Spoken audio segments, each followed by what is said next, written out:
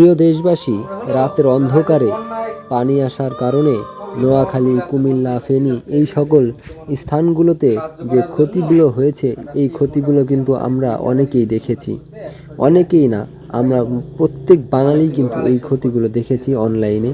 তো আমরা এই ক্ষতি দেখার পর আমরা আর বসে থাকতে পারিনি। আমাদের গ্রাম থেকে আমাদের গ্রামের ছেলেরা প্রত্যেক বাড়িতে বাড়িতে গিয়ে তাদের জন্য সাহায্যের জন্য ত্রাণ সংগ্রহ করছে।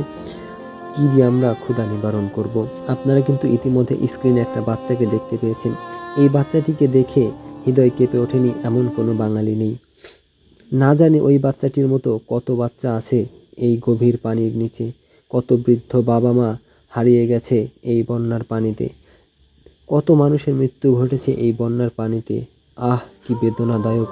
তাদের লাশটা কবর দেওয়ার জন্য সামান্য মাটিও খুঁজে পাওয়া যাচ্ছে না। এটাই নাকি আমাদের বন্ধু দেশের কার্যক্রম? বন্ধু দেশ আমাদের নাকি এতই ভালো চায়? আপনাদের সকলের উদ্দেশ্যে একটাই কথা বলবো, তাদের জন্য দোয়া করবেন এবং তাদের জন্য যে যেভাবে পারবেন সাহায্যের হাতটা বাড়িয়ে দিবেন। প্রিয় দেশবাসী ও প্রবাসী ভাইয়েরা, আপনাদের কাছে হাত জোর করে বলছি, আপনারা যে যেভাবে পারেন বন্যার্থীদের জন্য সাহায্যের হাত বাড়িয়ে দিন। যেভাবে সম্ভব, যতটুকু সম্ভব এই বন্যার্থীদের জন্য আপনাদের সাহায্যের হাত খুবই প্রয়োজন। আপনারা যে যেভাবে পারেন এদের পাশে দাঁড়ান। আপনারা পাশে না দাঁড়ালে হয়তো তাদের জীবন বাঁচানো সম্ভব হবে না। দয়া করে আপনারা তাদের পাশে দাঁড়ান, যে যেভাবে পারেন তাদের কাছে এগিয়ে আসুন।